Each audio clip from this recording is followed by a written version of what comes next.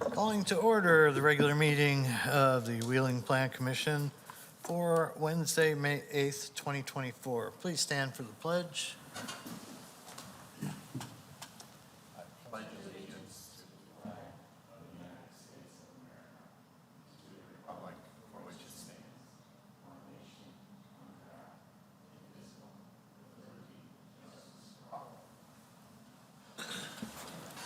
Mr. Secretary, please call the roll. Commissioner Riles. Here. Commissioner Meyer. Here. Commissioner Casper. Present. Commissioner Sprague is here. Commissioner Smart. Here. Commissioner Heiken. Here. Chairman Johnson. Here. Ms. Nyes, any changes to the agenda? No changes. And it appears we have no citizens' concerns and comments, and we have no consent items. So we'll move right into docket PSP MIN 24-0015, request for minor site plan approval for expansion of surface aprons and taxi lane at Chicago Executive Airport, 1020 South Plant Road. Ms. Nyes? Okay, I'll just give a brief introduction for what I know, and then the petitioner is here. So it's my understanding that they just need to construct an additional apron and taxi lane for this hangar area. I guess there's another one in the southern part of the property, the airport property, that is in poor condition, so they're going to replace it on this northern condition or part of the property. I think in the cover letter it mentioned a detention basin, and I did clarify that there's no new detention basin being proposed. Stormwater will be accounted for in these existing detention basins just to the northwest. So I wanted to point that out, see where my cursor is floating over here. So staff did not have any proposed conditions, and we're fine with the request. So if the petitioner wants to come up. Thank you. Please state your name and business address for the record. I'm Kyle Peabody with Crawford, Murphy and Tilly, 600 North Commons Drive, Aurora, Illinois. Thank you. All right. So yeah, I'm the project manager on the Chicago Executive Project. And we're the airport consulting engineers for Chicago Executive Airport. And then George Sakis was going to join me today, and he was unable to make it. He's the airport economic director at the airport. So give you a little bit of history and background of this project. In the southeast quadrant, there are aircraft parking tie-downs, about 30 or so. And that pavement hasn't been rehabilitated for over 30 years. So in lieu of rehabilitating that pavement, the airport had chosen to construct the northeast quadrant. And the second part to that is the airport layout plan was just, a few years back, 2021, was approved by FAA.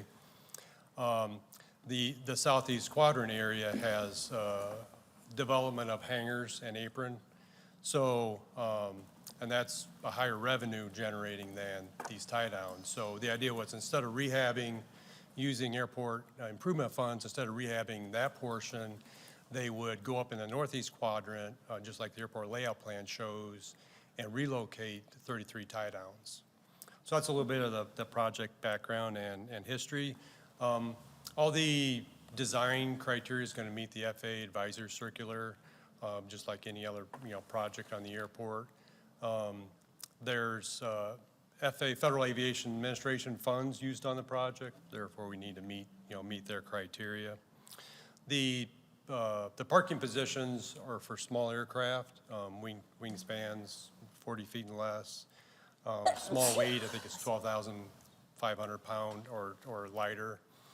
That's the type of aircraft that are out there right now positioned on the southeast quadrant, and then the airport would relocate once the project's completed to the northeast quadrant. So a little bit of scope of the project. It's about 3.05 acres. It's about 470 feet long by about 300 feet wide. It's going to, like I said, it'll entail 33 tie downs for Airplane Design Group 3 or Airplane Design Group 1 aircraft. Sorry about that. The pavement's going to be bituminous asphalt. There'll be grading and drainage, the typical erosion control around the perimeter of the fence, around the perimeter of the site. We will have, like Marcy said about the detention, we keep the detention has been permitted under a permit about 14 years ago, and we keep a running total of the detention that's available to be used in the North Basin, so there's about 15 acre-feet still left, and we only need about 1 acre-feet for this project, so we'll submit the MWRD, permit package showing the history behind the available detention that is on the airport, and we'll get that permit through MWRD. I don't know, can I flip through some sheets, or is it needed, or just this one? These are really the only sheets. Oh, I no, have. that's fine, that's fine. Yeah. I didn't bring any other sheets. I'm not sure how much more. Oh, no, Do you have that's our fine. site plan? What do you mean? That one. Oh, this one, yeah. Yeah, both, this, like I said, the wheeling drainage ditch is, to the north. There is a slight off to the east side, it's not shown there, but there's a drainage structure and a low area, really small area that we're filling in on the floodplain. It's like 0.008 acre-feet, it's really small.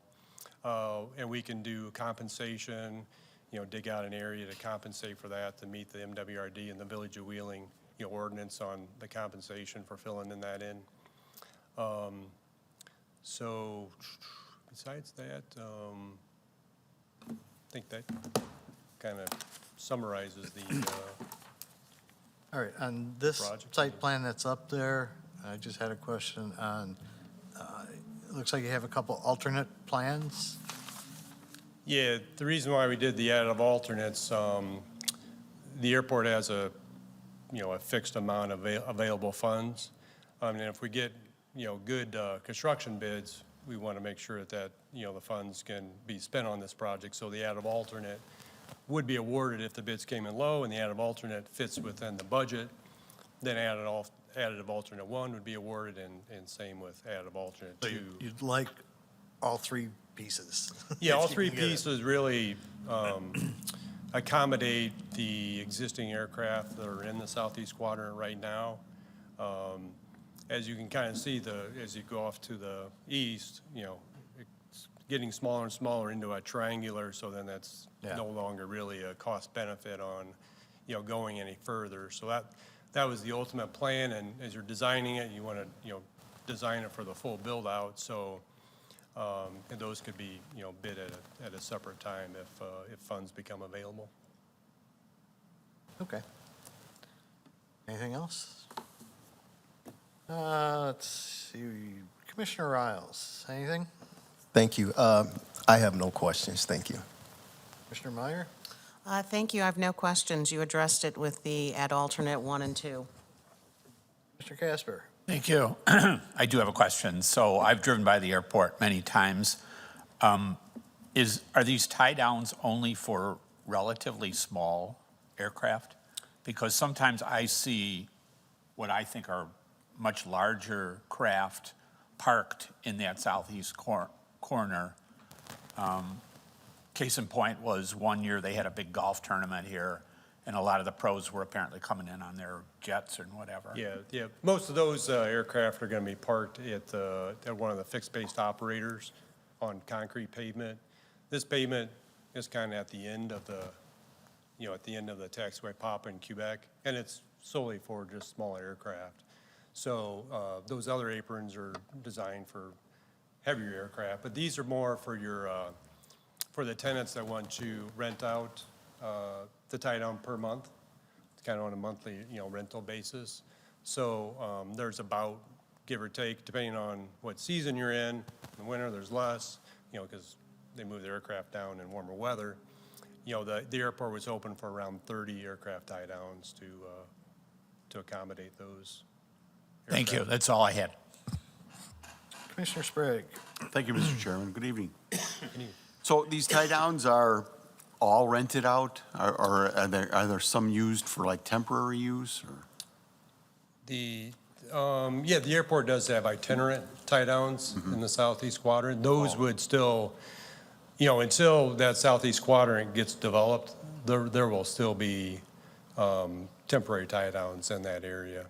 The pavement's not in the best condition. The airport, tries to, keep one small section in a condition where you can, travel on with your aircraft. So just my own curiosity, someone uses these new tie-downs, then how do they get from one point to another after they position their plane there? Do you like offer shuttles, or how do they? You mean, how do they access it? Yes. Via just a car. Yeah, we talked about that with the airport. The airport, underneath the Illinois rebuild, they tried to get a parking lot project in to accommodate the apron side. They were not selected for that. So, but they still wanted to continue with the kind of the air side. So the tenants would, just like hangars 52 through 57, they would have an access through the gate, and they would drive out to their position. So they would move the aircraft, and then they would park their car in the same position as we call them T's, a wing and a tail. So they would park in the same position that their aircraft is in. Just like when somebody pulls out in the hangar, in one of the T hangars, they usually pull their car in and then, Okay. yeah. Thank you. The only other thing is, I saw mentioned about above-ground volume control facility. Could you explain what that is?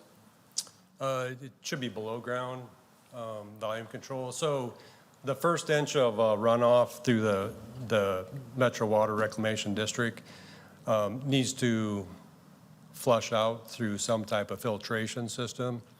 So, and this will all be below ground. Really, it's, we got what you call a dry well. It's just underground open rock. So the water drains through the storm sewer system, then it goes out through under drains, and the first inch of rain filters out into the ground. So the contaminants don't go downstream. That was the idea behind it. So all the volume control is, it's underground. There's no above ground water storage that would attract, wildlife, things like that.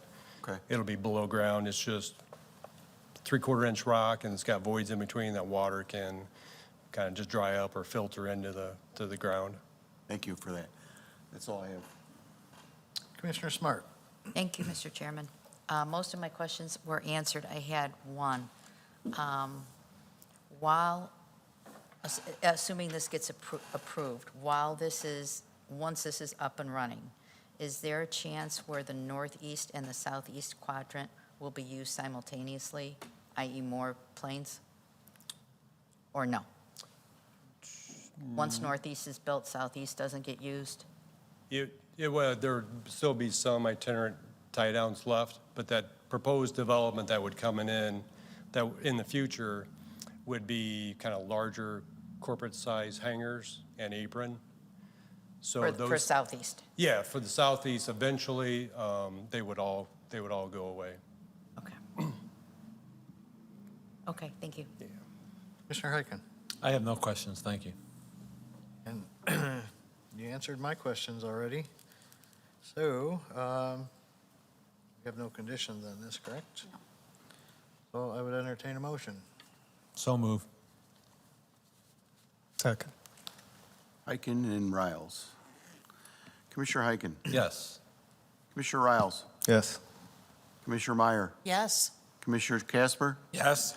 Commissioner Sprague is a yes. Commissioner Smart. Yes. Chairman Johnson. Yes. Okay, so we'll just proceed forward with your building permit and your engineering permit that you're Yeah, it's an working with engineering Kyle? site plan permit right now. Yeah. Okay. Okay, Thank thank you. Thank you.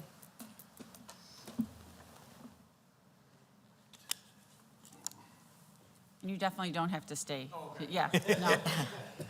It doesn't get any more exciting. All right, docket PSP MIN 24-0016, request to modify the exterior building facade for the parking structure for Uptown 500 LLC, 500 West Dundee Road. This is nice. Okay, so I won't go to the podium, but I am here on behalf of the village requesting building appearance review or building appearance approval to modify the existing parking structure facade to, well, that's basically it.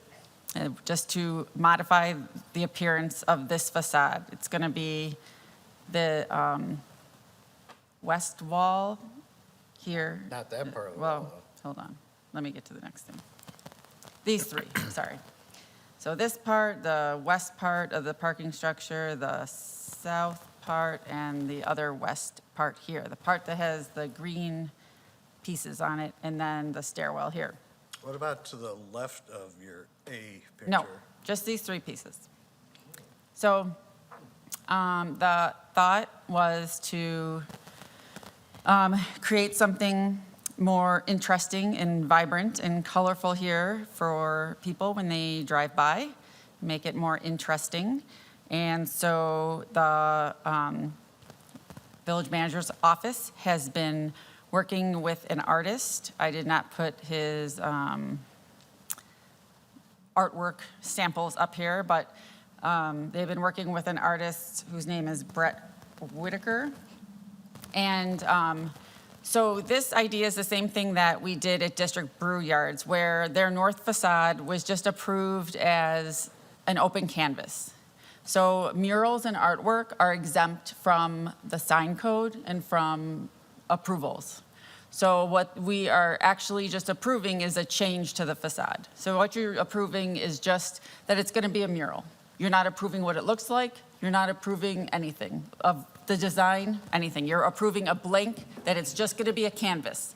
And the artist gets to do what they're going to do. It can change from time to time, but we're approving that this is going to go from a concrete structure to some sort of artwork. So at District Brew Yards, he showed us a bunch of artwork, and the north facade is now a bunch of pig faces, I think. I think it's a bunch of pig faces, isn't it? Like it's a bunch of little like pig faces.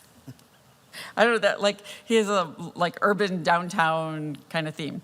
And then there's the barrel on the south side of the property is also a mural that he can change with, actually that's different artists that can change that.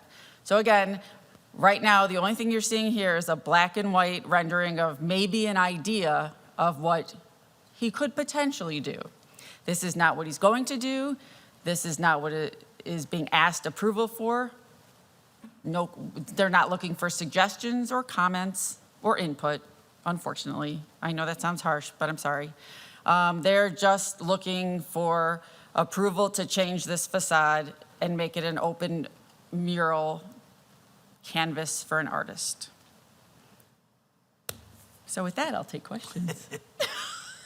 So I have a question. Yeah, go ahead. It's kind of a open mic at this point. So my question is, there's obviously, some piping that goes from the building into the garage, and there's obviously some planned greenery along the precast of the garage.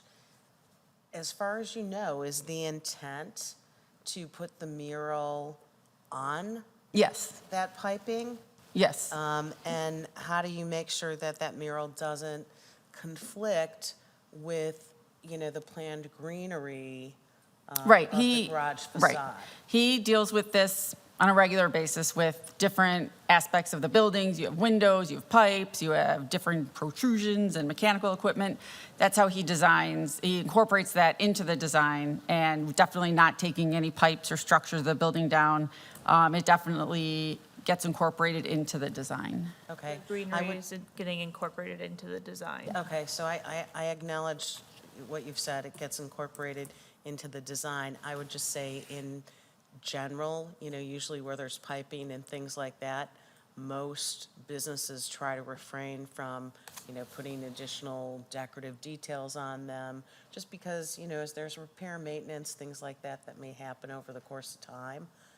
Right, well, I guess I didn't mention that this is actually being done, the property owner is doing this with the artist, and they're the ones that actually are doing the final design. Okay.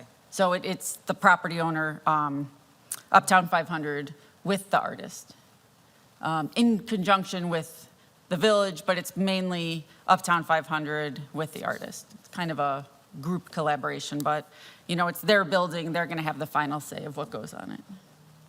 But I guess the artist gets the final say. That's kind of how it went with District Brewery Yards. You know, they gave them the blank slate, and the artist decides ultimately what goes up. Is there any consideration from the village's perspective of having a little more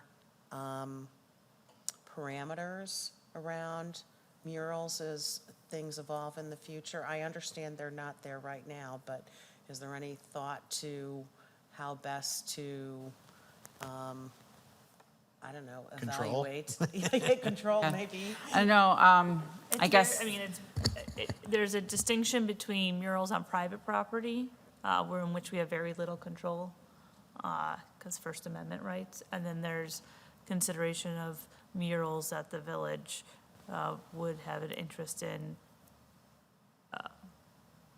paying for being government speech, like its own expression of speech, like the village's own expression of speech, and we have more control over that. Okay. But as far as murals in the village on private property, the board has not expressed any interest, to my knowledge yet, of establishing any additional policies, so I cannot say one way or the other. That would be up, we would have to get that direction to look at that, though it is very highly regulated, or limits on regulation because of First Amendment. Okay, thank you for that clarification. So, Go ahead. do I understand it that the village has absolutely no control or parameters on colors or design? It's my understanding that they're working with them. I'm not part of that group, but I think they're working together. So I'm sure they're having some input. It's not, you know, I believe it's a joint project. So, yeah, I believe it's a joint project between, you know, the board and the Uptown 500, obviously, whose property it's being placed on, to finalize the design. But usually, that's not something that is subject to zoning control. But if the artist chose colors that were the art, my understanding is that the artist has got total control. Well, I guess not. I don't know the percentage of control. I mean, ultimately, he's getting paid by the owner, so they have to come, you know, I'm sure he has to sign off on something, so there has to be some agreement. But the agreement is between the artist and the owner, Yes, not the village. correct. And this doesn't go to the board, right? We're approving this? We're approving again, it being as a canvas. Yeah. Correct. But So, I don't believe the design is getting approved there's at no the village. formal approval No. by the board. The board will be made aware of like similar design aspects. So, you know, when you mention about District Brew Yard, Right. even though it was an open canvas, they did it's a present brand. to us ideas that they would possibly use. So we did have a little something to guide us and kind of go by. This, we have nothing.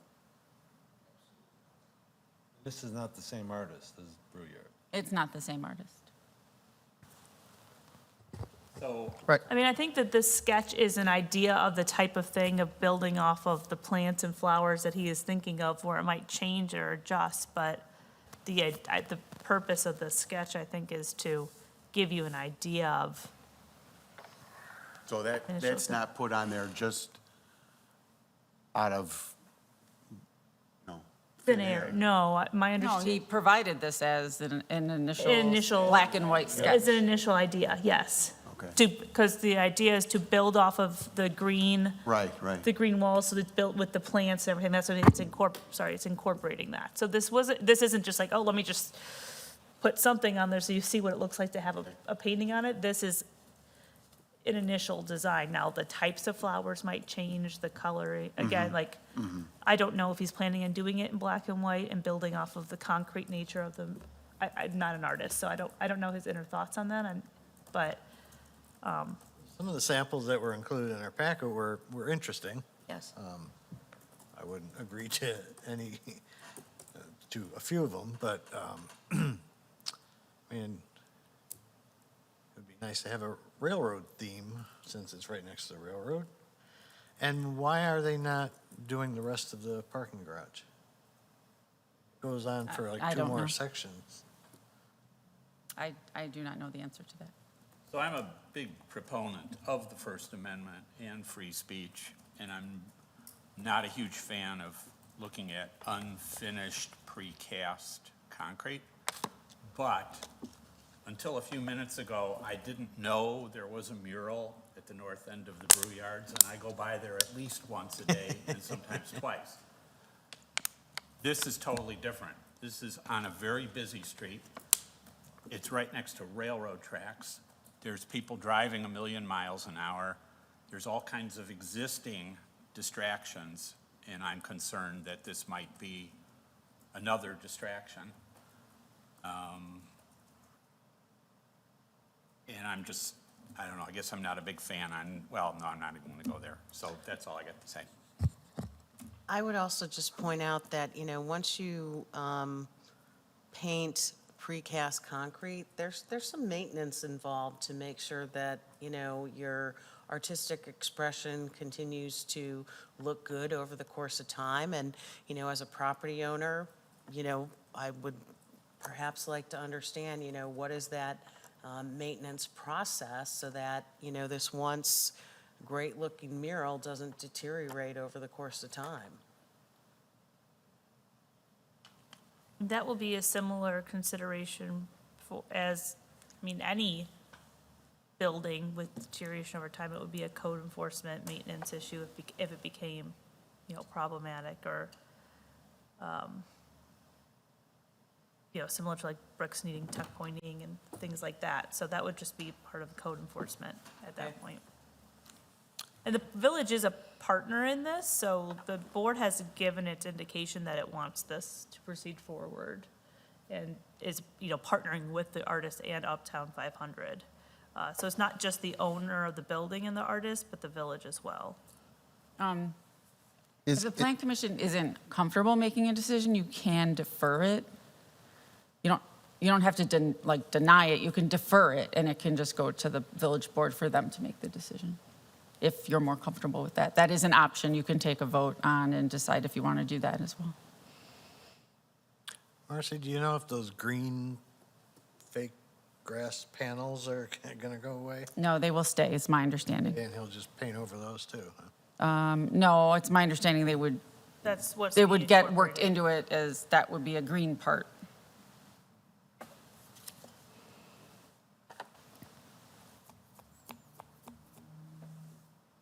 So just to be clear, the village does have a say in the final decision. It's not just the artist and the owner. The board, there's no formal approval process of it's not going to the board for a vote, but yes, if the board hated the design, they would be able to have voice and give feedback and work with the artist. Okay, In this situation. yeah. So they may see the final design?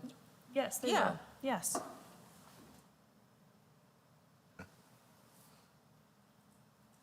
So all they're asking for us is to prove whether or not they can use this as a canvas.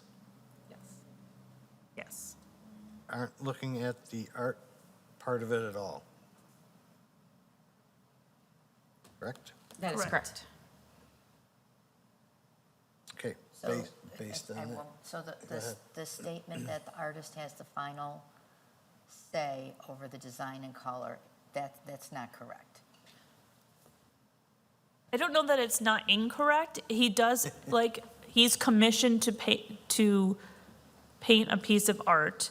Usually artists who are commissioned work with the people purchasing the art and where they're being placed, so it will be in conjunction with the understanding that artists are usually given some liberty to, while they're in this, make adjustments and changes, but he's gonna give them and update the rendering, before painting. It's just not a formal approval process that goes before any, He's not going to give them something that they don't want. I mean, just like architectural plans, those are the final designs. It's usually something that you've worked out. That's what I meant, is that it's their final design. We're not going to be sketching it out for them and telling them exactly what to do, I guess.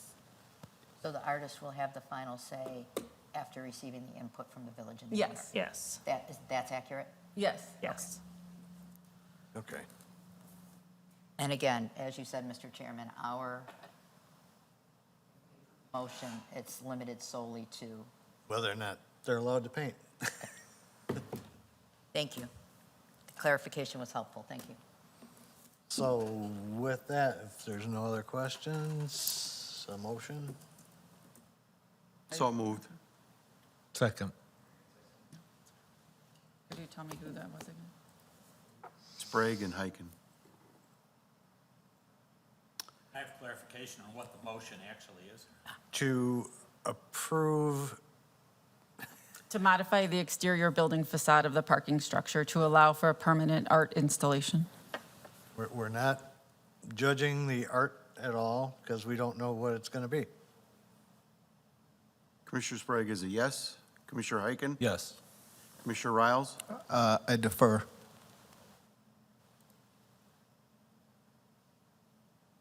I don't have a spot for defer. Abstain. Abstain. Staying. Commissioner Meyer? No. Commissioner Casper? No. Commissioner Smart? No? Chairman Johnson? Yes. It's All 3-3. right, motion fails. Okay, so it's deferred to the village board.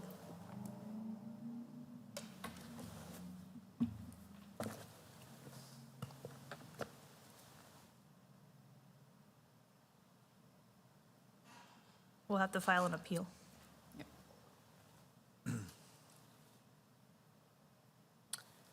All right.